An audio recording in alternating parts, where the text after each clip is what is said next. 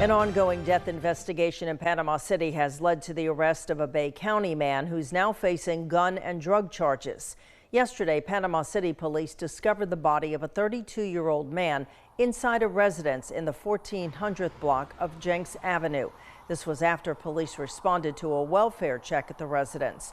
Once a search warrant was obtained, police further searched the building and say they found fentanyl, multiple items of drug paraphernalia, and about 10 firearms, including a rifle, a semi-automatic shotgun, 6 handguns, and 2 fully automatic submachine guns. The items were all found in the room belonging to 61-year-old Joseph Stansel, who is also a convicted felon. Stansel is facing multiple charges, including 10 counts of possession of a firearm by a convicted felon.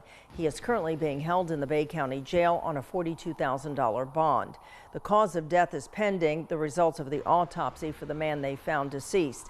If you have any information in the case, you should call Panama City Police at 850-872-3100. You can also remain anonymous by calling Crime Stoppers at 850-785-TIPS.